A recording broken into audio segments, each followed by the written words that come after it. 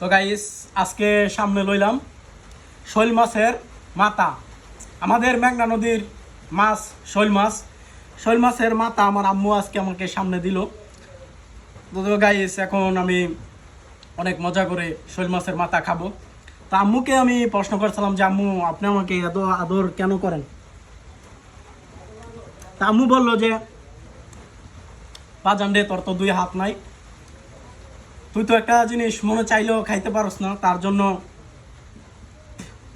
আমার আম্মু আমাকে অনেক আদর স্নেহ করে অনেক জিনিস খাওয়ায়।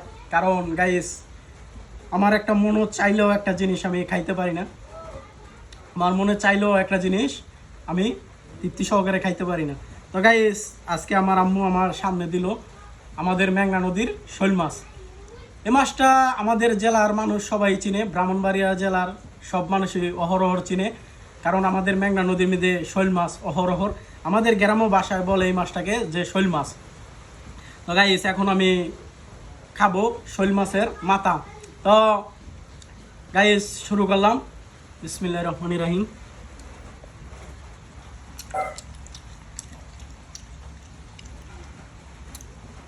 সত্যি খুব টেস্টিকর, খুব মজার একটা খাবার শৈল মাছের মাথা। আর তার জন্য আমার আম্মু দিয়েছে। আমার আম্মু তো আমাকে চেষ্টা করে যে অনেক ভালো ভালো খাবার খাওয়ানোর জন্য, অনেক ভালো ভালো জিনিস আমার সামনে দেয়। কারণ আম্মু জানে যে আমার দুটি হাত নাই, আমার খাওয়াটা খুব কষ্টের, এবং কি একটা জিনিস মনে চাইলেও তৃপ্তি সহকারে খাইতে পারি না।